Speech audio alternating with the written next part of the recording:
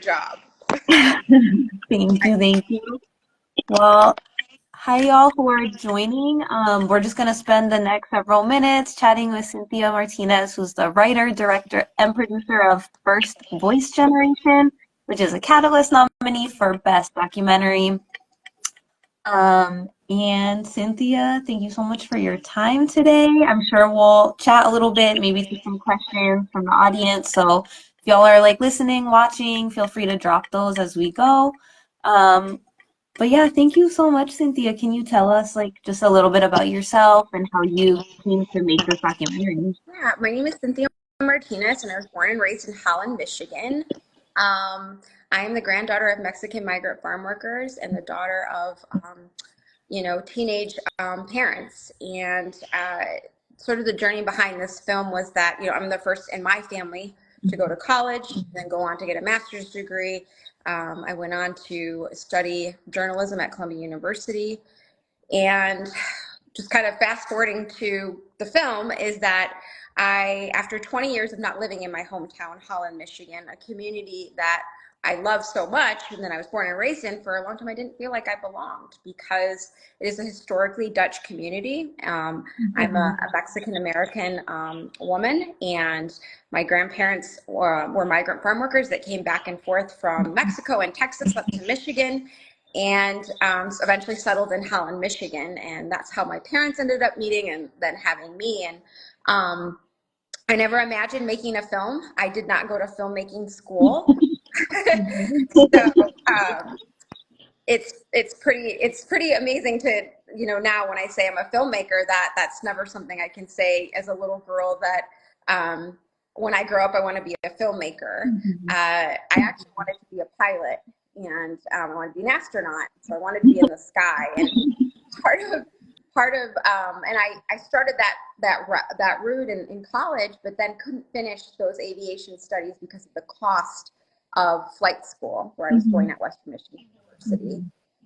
As I was saying, though, bringing back to the film, is that I moved back to my hometown after living in New York City and Miami, Chicago, Phoenix, Arizona, and the pandemic is what brought me back to my hometown. And as we all know, we all had to pivot. We all had to learn how to, our lives were flipped upside down. That happened to me moving back to my hometown community. I just had my first child, and I was trying to figure out where I fit in the community.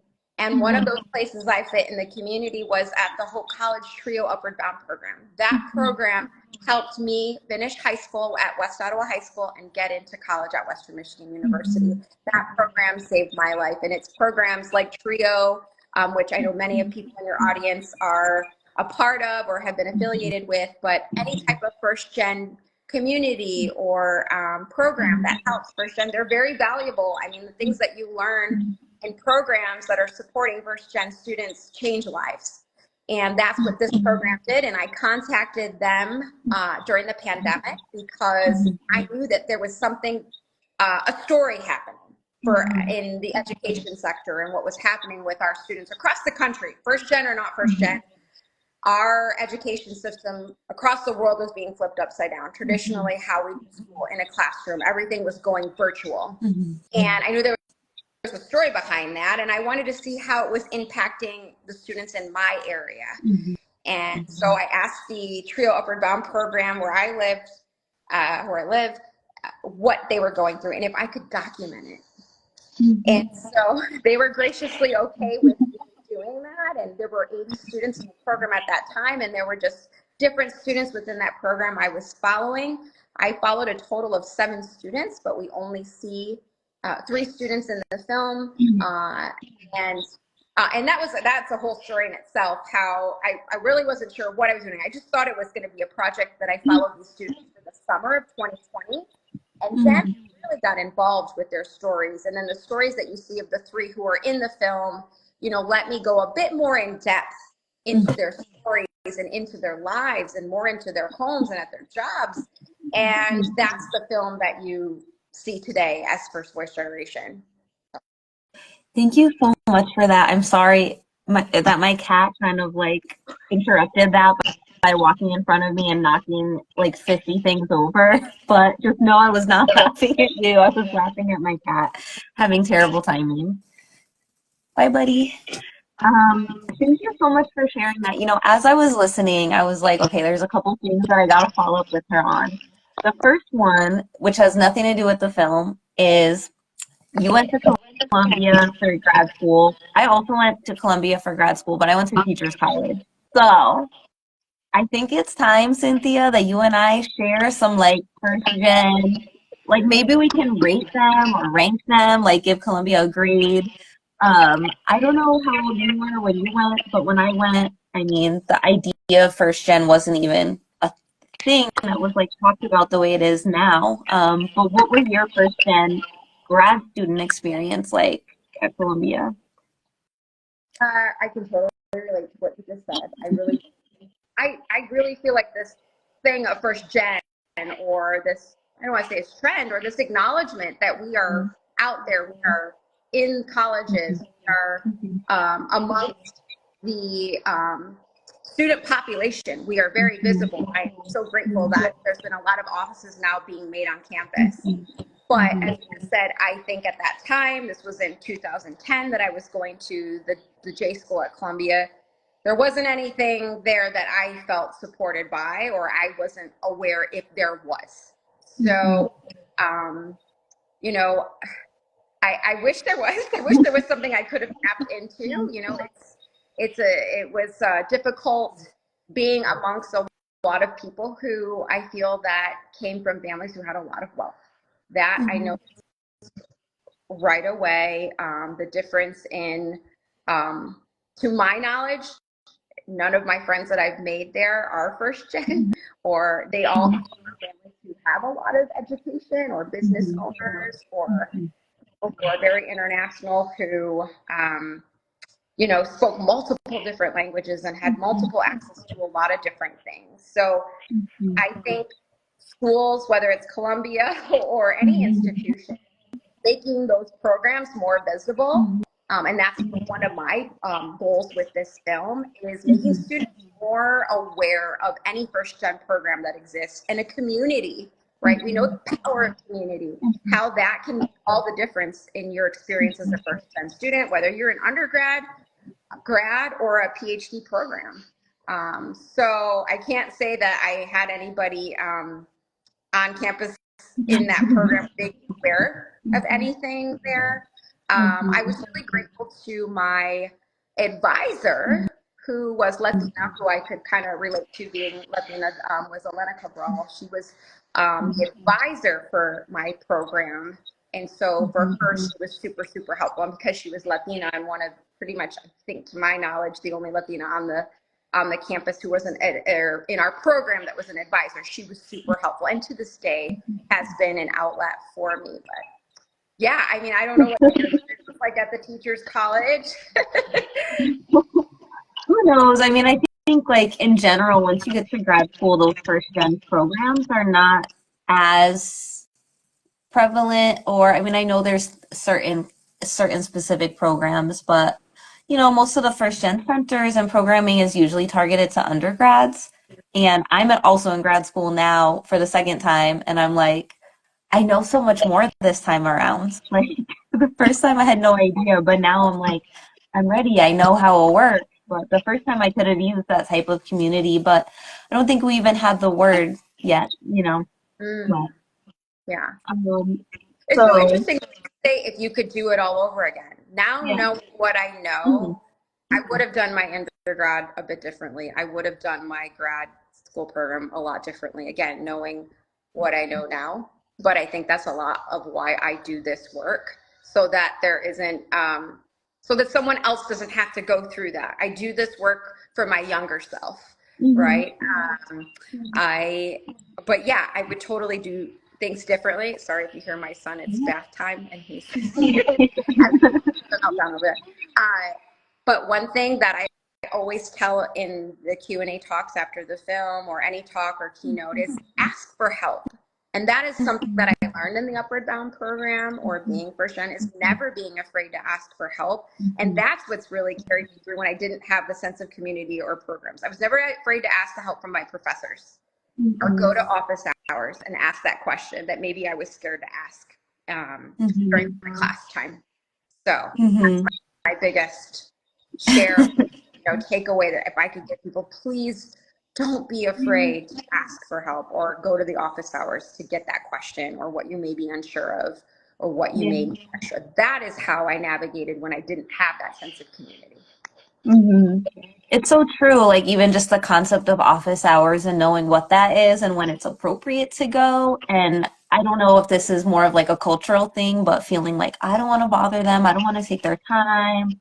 Not wanting to ask for things because you don't want to be like exigente, like you don't want to give off that like entitled attitude, right? And so I feel like it's so complicated for us first gens to get to the point where we're ready to just ask for help. But it is great advice, y'all. Like my second time around in grad school, I'm just asking all the questions and I don't care. But the first time around, I would have been mortified to just ask, but you get over it. Don't let it take like 40 years like me, but you'll get over it. So Cynthia, can you tell us a little bit about the process of like switching from being more of a writer or journalist to making an actual documentary and being a filmmaker, and like what were the skills or the points that you had to navigate in doing that? Yeah, so I think a lot of some of the things I did, like again, working as a fellow at Univision, was writing stories on the web, then doing video stories with them. That's sort of how, and then in being in J school, the different projects we've had to do there was a lot of, right, foundation is writing, and then how to pair a visual medium with that writing, telling that story through visual components, right? So I think for me, right, I have one of my master's thesis projects, or what I enjoyed the most, is doing the video story over writing. I will say, is just I would say being a fly on the wall, really. In the first voice generation, is just one of the, and if people are following along on our Instagram, we have this amazing intern, Brianna Alvarez, who helps me with videos. It's just her and I. We're a team right now getting up that material, but establishing trust with your characters is just being with them. So what that means is just spending time. So when I would go into homes, I would take time to just talk with people before I turned on a camera, right? So being curious and interested in their lives and what they're going through, and having conversations. So that's a big part of filmmaking or documenting something, is, and you even do that in writing, is just creating a relationship, talking. But before I turned that camera on, I just created relationships with people. And I think that's where the trust came in, to allow these individuals to share some very intimate and vulnerable moments in their lives, and what they were going through prior to the pandemic, in their first gen story and experience. An immigrant experience with all three of them, and then what they were navigating as high schoolers in trying to apply to college during the pandemic, which was a really tough time, right? No matter if you're a student or, like I said, for me, it was like going back to my hometown, a place I never felt like I belonged, and trying to pivot what was happening in my life. So there's a lot of just taking an interest in people. That's what storytelling is about, is caring and being curious about other people's stories. What do you think was the most surprising thing in like following these students and interviewing them and all of that? Like, what was something that you didn't expect that came out during that time? I think again, going back to the trust, I think that sometimes in the middle of us filming, and after a few months of filming, I felt comfortable to where I thought I could ask things that they told me off camera, that maybe I could ask them then on camera, and they still weren't ready to share that on the camera.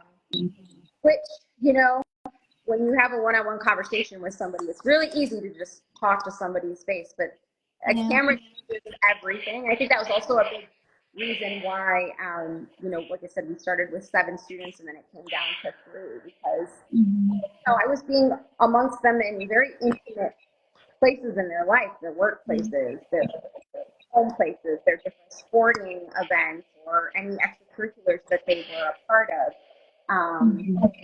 Establishing trust was a component of this, but it surprised me when I remember one of the students, I had asked them about a really sad time in their life, and I thought at that point that she was going to be fine with talking about it, and I remember her saying, no, I don't want to talk about that on camera. And I was like, okay.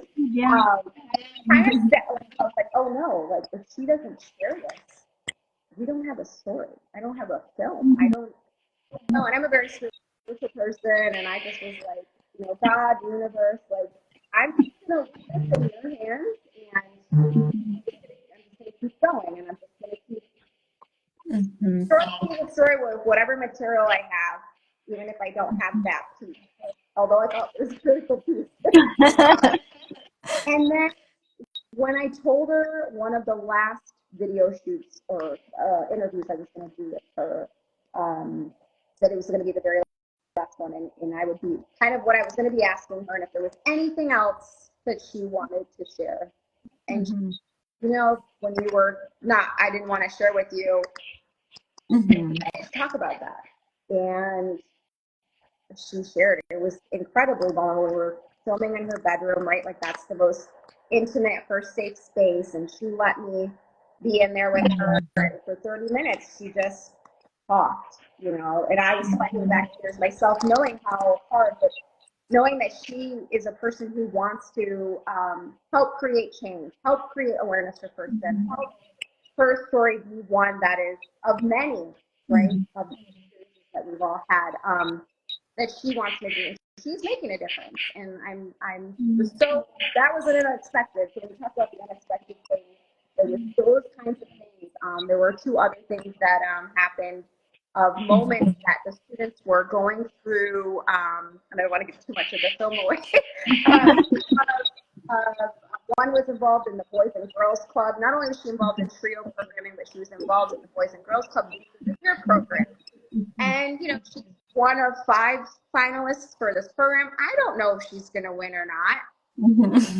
What happened, right? So, and she ends up being in 2 different contests that we see that unfolding event. And as a filmmaker, as a journalist, when you're a part of something that you're not sure, and you're able to capture that moment on camera, it's pretty priceless and pretty special. And there was some other moments like that on camera that were totally unexpected. Like if you're there at the right time with the camera and you can capture that, the expression, the emotion.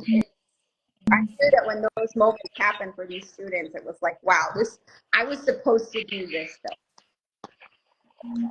As they were sharing, their stories with you, and some of these things were unfolding where you didn't know what was going to happen. How did you start to put the narrative for each participant together? Ooh, that was a long process, and I have to give credit to my editor, Melissa Stern, who has over 30 years of experience working in indie documentary film. She's based in Chicago. Phenomenal woman. That is one thing. Like I said, I didn't go to filmmaking school. I knew how to make stories. I'm a storyteller. 2 to 3 minute pieces for news or web pieces. And I knew, and that's part of why I did a big crowdfunding campaign. If you look, through the pages of our Instagram account, all the way back to when we started this account, it was fundraising to get an editor and other production costs. Very expensive to get them. I knew that once I was collecting so much video film of these students, that I knew that I didn't have the experience. I have no shame in saying that that is not my expertise making a film. And so I knew that I needed to do the fundraising to get someone that had experience to help support me and navigate that. And once we hit our $50,000 goal, I knew that I could contact Melissa. We had started talking, actually. And when she told me her price, I was like, but about Melissa was that she took the time. She just said, I understand, you know, if for right now, if you have some material that you would like to share with me, I can give you some consulting or maybe offer you some pointers as to maybe what direction you should go with this or what I'm seeing so far. And, you know, once you raise the money, contact me again and we'll see if we can work something out. And so I raised the money and I went back to Melissa. I knew I wanted to work with her because she took the time and she really cared about the subject matter. And we are so close now. And she's a dear friend of mine, friend, almost like a mother to me. And it's taught me so much. And she's the documentary community in Chicago. And I'm just so grateful to be able to work with her. So when you talk about narrative and direction to the question of how I got there, it was a lot of sitting down with her and sort of her actually leading me through that. And then, you know, she would cut different scenes and said, so is this the direction that you're kind of thinking or what you do when you're talking about what you're trying to express? Right? Take different sound bites of what were poignant or important or what we were trying to get across to create awareness for first gen and what students were going through during the pandemic. Melissa and I would sort of break that down together, but she was very much helping to spearhead that and she guided me through that. And like I said, I learned so much through working with her. Well, I have to admit, I'd say a good editor with experience for someone who's new to this is outstanding. well, I have to admit that I have like this special interest in narrative because I'm working on my dissertation and I'm doing narrative inquiry stuff. I did a project with some first-gen students, and so a lot of what we talked about throughout the study was like these narratives, these first-gen narratives, and they actually decided they wanted to research like what's missing from the narratives about first-gen students, and they ended up making art and different things, and you know they went creative with it, but their initial question was just like, I don't feel represented in the first gen narrative. And it's not necessarily that they're wrong or bad. They just, I don't see myself in them and they're kind of all the same. Um, and so I feel like anytime you get one of these first gen stories, like I imagine that you would kind of be thinking about like, okay, how do I make this feel like real people, right? With real stories and not just reduced to like a couple quick like first gen kind of keywords. So I guess like my question for you, which is something I think about all the time when I'm working on my dissertation, is like how how did you kind of decide how to portray the participants that you worked with and like what part did they have in potentially like being able to review any of the footage or how you put it together? Like did they collaborate on that? Like what was that process like for you? That's interesting. They actually did not collaborate in any way in the filmmaking. You know, I think I was a little nervous about that at the end, how that works. That was a new thing to me too when everything was done. And I was talking with Melissa about that. Like, do we let them see before, or is it just that you let them look before?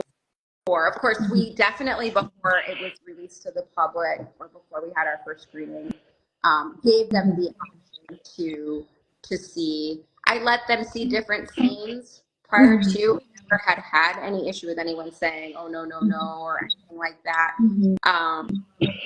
When they were all given though the option to see it before it was shown publicly or to see it with an audience, two of them said they wanted to see it with an audience, and one wanted to see it with their family because they knew that and that they had said some things that might be difficult for their parents to hear or their mother to hear, and then wanted to at least be in the room for their parent, or if, I guess if there was any conversations that they may have wanted to have with their parent prior to being in the public, that was an option. But there was no strong discussion of like what was going to be. I think they all knew, like, you know, before every photo or video shoot, I asked them and told them these were sort of the goals of what I would be aiming for with film.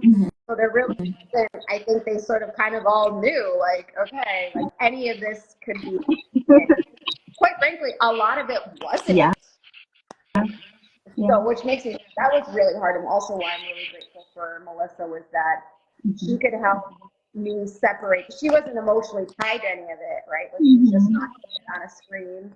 But I lived it with them, right? Like I was there along with them, and I could see when something might have been difficult for them to share, or what was happening before I turned that camera on, to know how important a certain scene was, or that video shoot was, and or the time that went into a particular film shoot.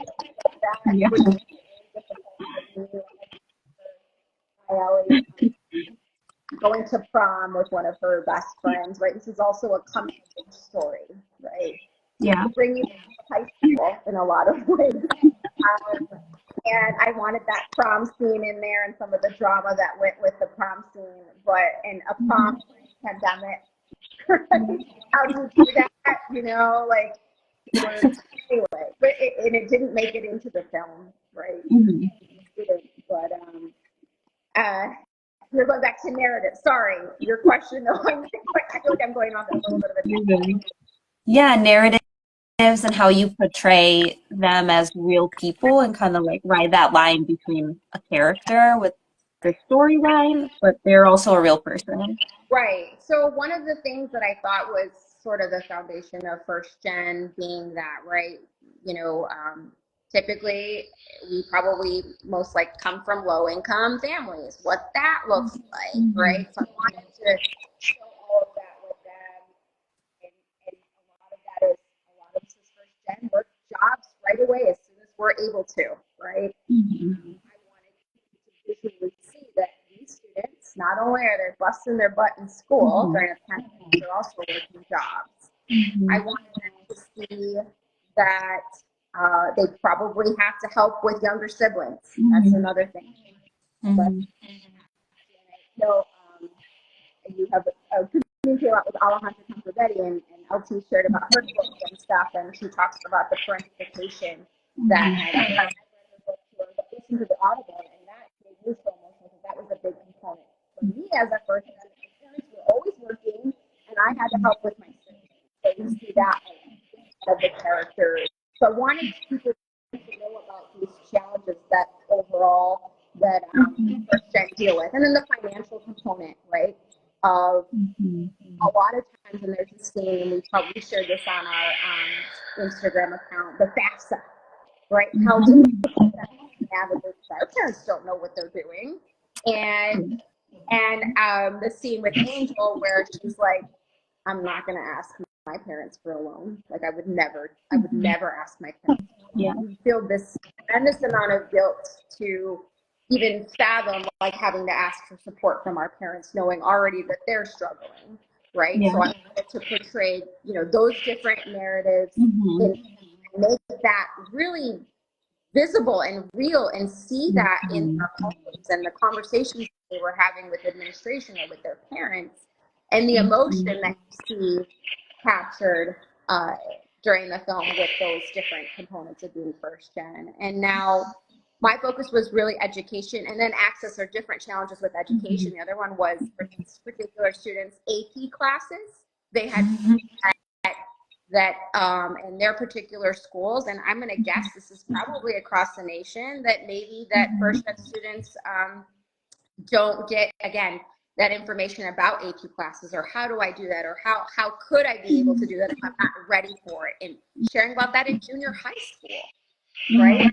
So again, those are things I was trying to bring awareness to. So when you say those narratives, I wanted people to know about the educational challenges, the financial challenges, and in this particular story, for students of color or Latino students, what they had experienced as immigrant students coming from an immigrant family trying to pursue higher education. So that was actually not an avenue I had planned on pursuing when I was developing the story or where I was going with it, but each of them had started sharing about those experiences.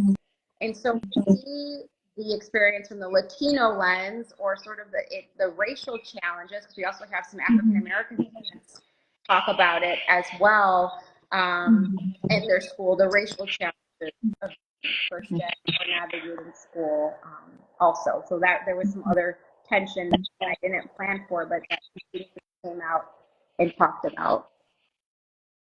Oh, okay. I want to go back to, sorry, a lot to process there, but like so much good information just about, all the things that they're dealing with and things that could easily be just kind of like made into a stereotype. But like when you see their actual day-to-day experiences, it makes it real in a way that just kind of hearing like, oh, they have this issue, it just doesn't. And that's why I love narratives. I've always loved stories and things.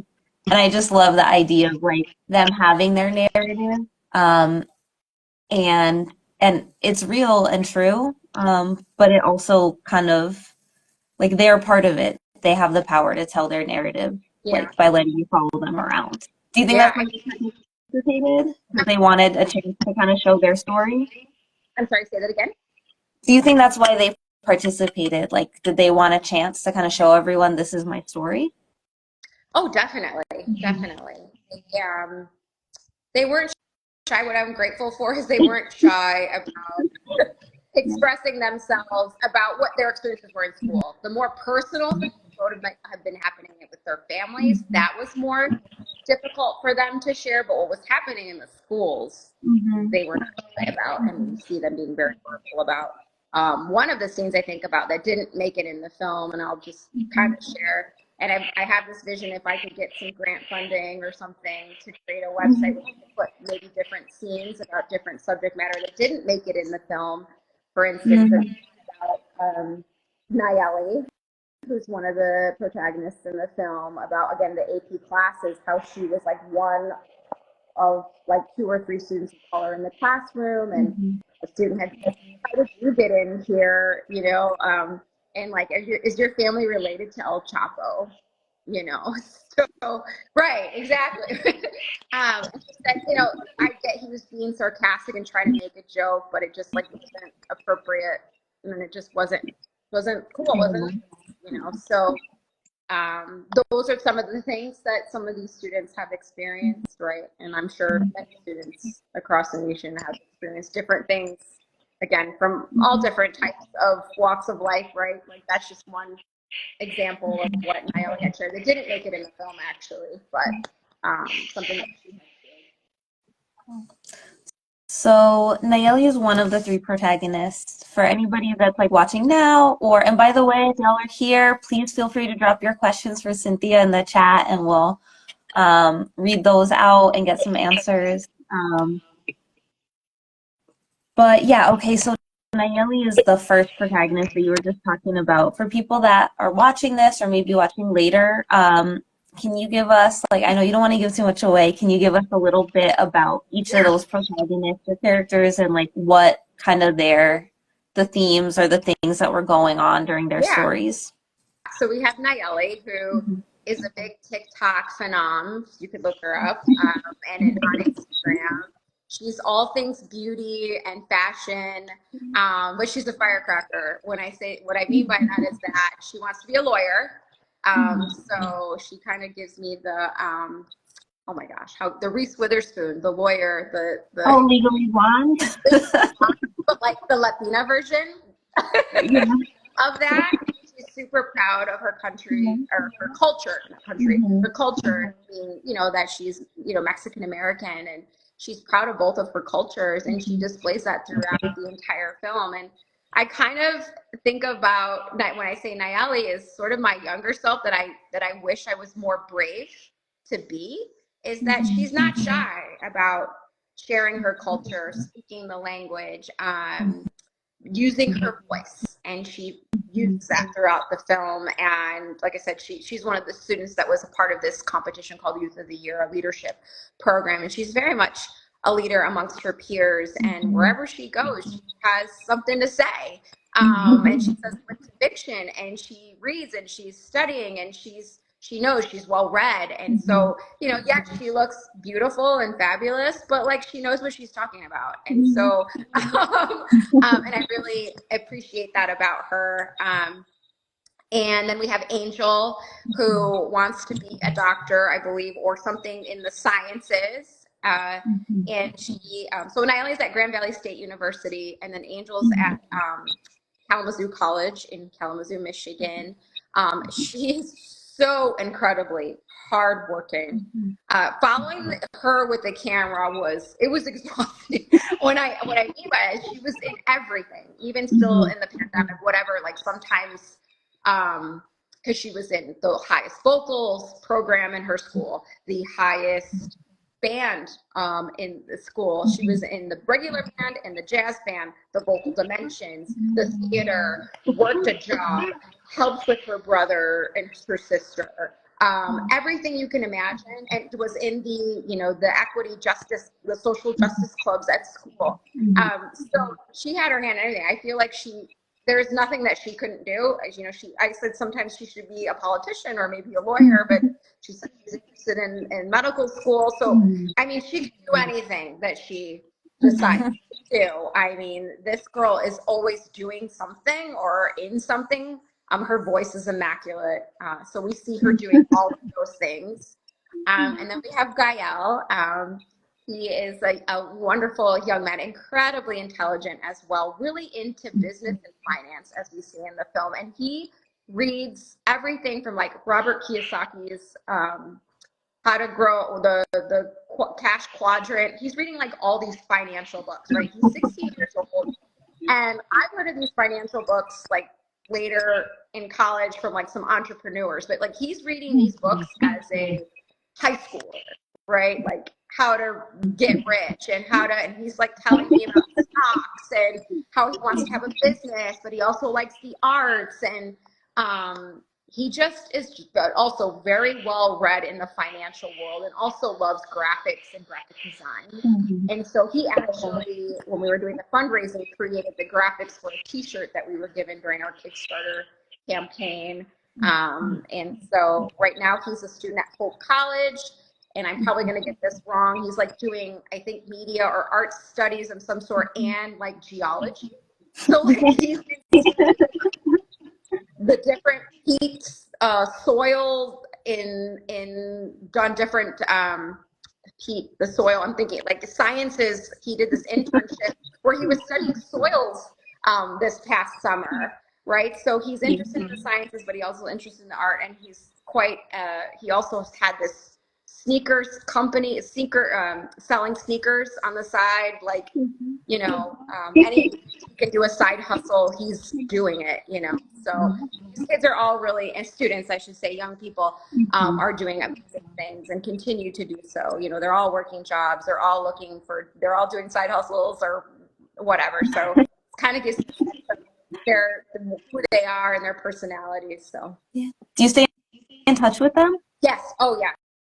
All the time. I think I was just texting yesterday, and a big part of that, right, is just continuing to give them any advice or helping them now they're looking for internships. I know Angel just asked me for a letter of recommendation for something the other day, and Nayeli's trying to find a law internship, and Nayel and I are always in touch too. So we are constantly in touch with each other, and I really feel sort of invested, I guess, in whatever happens next with them. I don't want them to feel like they're alone ever. I tell them that all the time. You are never alone. And if you're trying to navigate something, or you're applying to a job, or you need me to look through your resume again or something, like, I am here. So yeah. Let's see, we have a question. What advice would you give to aspiring filmmakers who want to explore similar themes in their work? Question. Kind of what I was saying earlier, be curious and interested. Like if you feel there's something in your gut that you're supposed to pursue, or you say, oh, this is an interesting statistic that I just read about as it relates to first gen. And this is what's happening on this campus, and I'm trying to do, something first gen. Like, don't be afraid to go after it and interview some first gen students about it, or professors about it, or any type of filmmaking or storytelling. you know, whatever the subject matter is, read about that particular subject matter and find out any numbers or statistics behind why it's interesting or newsworthy or why people should be watching something about that story if you in your gut feel like it's something that is worth, you know, creating a story around or attention around or making people aware of a certain subject. So hopefully that makes, I always say follow your gut. And Yeah. I feel like that through this whole filmmaking process was that I was really scared to pursue this in the beginning, but like it kept me up at night. Like, you know, Cynthia, you got to do this. You have to do this. There's something here, and I was like, oh my gosh, I hadn't picked up a camera in a little bit in a while. And the reason I say that Yeah. is I just had a baby, and prior to that, I was actually working in fitness. That's another big part of my life. I'm a big runner. I love marathon running. Have helped people with their health and their fitness and losing weight or preparing for their big day or helping bring their cholesterol down or helping people when they've had issues with, you know, they might be borderline, you know, have a heart attack or high blood pressure. So that's another passion of mine. I love health and fitness. So I've done a lot of writing or stories or YouTube stuff with that too. So, yeah, so don't be shy about or trusting your gut, I think is really important. Great advice. Are there any other questions in here? Anybody that's just joining, feel free to put your questions in the chat. All right, Cynthia, I have a question that I love asking like, whenever I do any kind of interview because at First Gen and Juice, you know, we like to look at pop culture narratives. So do you have a favorite like first gen narrative from pop culture? You know, people love to talk about The Fresh Prince or Horry from Gilmore Girls, or I don't know, there's like a million, there's actually like a lot of others, right? So do you have a personal favorite first gen character or storyline So I from pop heard I was culture? watching you guys the other day about with the Spider-Man story Yeah. too. Oh my gosh, I watched you in LT. That's a great one. My son loves Spider-Man. Well, I can only let him watch bits and pieces because he is still kind of young. But that's a great story. But what you just said, that door was the first one. Oh, Fresh Prince of Bel-Air. Oh my gosh, I can still. Oh my, when sometimes those Facebook feed stories or clips of it come up, like I could just watch the 10-15 second clip of Prince.